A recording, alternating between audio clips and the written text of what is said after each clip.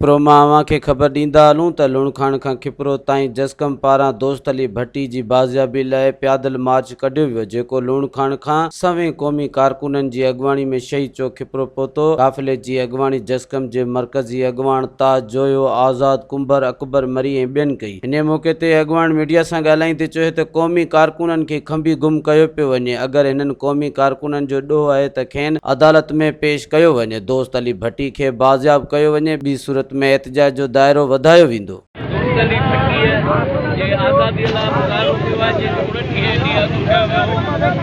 पाकिस्तान की सरकार रियासती इदारा हींअर बचरी पिया आहिनि, चिंता थी पिया आहिनि।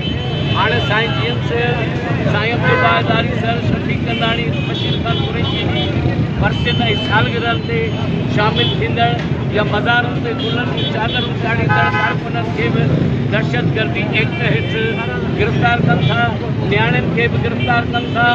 ऐं हीअ छाकाणि हिननि ॾिठो आहे त हीअ जेकी खंबे गुम करण जो सिलसिलो आहे उनजे ख़िलाफ़ु सिंध जो शुरू थियो आहे, उनखे दॿाइण लाइ हीअ हाणे अॻुवाणनि खे ऐं क़ौमी कारकुननि खे खंबे खणण जी कोशिशि कनि था।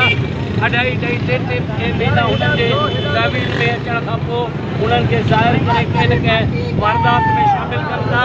असांजा केतिरा माण्हू जेके 10 सालनि खां गुम आहिनि, शबीर कमराणीअ खे 12 साल थी विया आहिनि, सोबत खोसे खे 11 साल थी विया आहिनि, सुहेल रज़ा भट्टीअ खे 7 साल थी विया आहिनि, अयूब कांदड़े इंसाफ़ डाए ऐं मुर्तज़ा जुड़े जेके 5.5 साल थी विया आहिनि, डॉक्टर फतेह मोहम्मद खोसे खे 6 साल थी विया आहिनि, ज़फ़र चांडे ऐं सर्वेश नुवाणी खे 2 साल थी विया आहिनि, काशिफ कंगड़ खे पठान नुवाणी खे 4.5 साल थी विया आहिनि ऐं केतिरा ताज़ो महीननि खां हफ़्तनि खां कारकुन खया विया आहिनि, जिनमें दोस्त अली भट्टी जस्कम सां गॾु वाड़ ऐं माजिद राई जसाब जो वाड़ त नंढा ॿार जेके फर्स्ट ईयर जो इम्तिहान ॾेई रहिया, लाला सरमत मीराणी, इमरान मीराणी, उन्हनि खे इम्तिहान हालनि मां खया विया आहिनि। हीअ किथां जो इंसाफ़ आहे?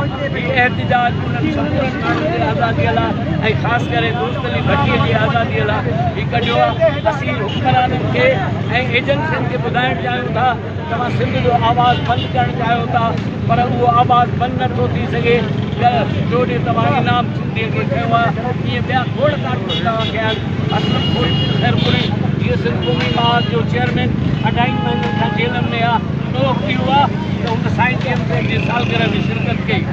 त इहो किथां जो इंसाफ़ आहे? हुक्मरानो शर्म कयो, अखियूं खोलियो, माण्हुनि वटि वोट लाइ त वञो था। सुभाणे ईअं न थिए त जीअं सिराज दुरानी जो जूता लॻा तीअं तव्हांखे उनखे बूंदा मिलिया, तीअं तव्हांखे बि मिलनि। तंहिं करे अखियूं खोलियो, सिंध जे माण्हुनि जो साथ ॾियो। हीअ जेके खंबे गुम कयल उन्हनि खे जे आज़ादीअ लाइ किरदारु अदा कयो, न त तारीख़ में अवांजो जेको किरदारु लिखियो वेंदो उहो गद्दारनि वारो। मज़ीद ख़बरनि ऐं तफ़सीलात लाइ विज़िट कयो असांजी वेबसाइट www.awamiNewsHD.com ऐं ॾिसंदा रहो अवामी न्यूज़।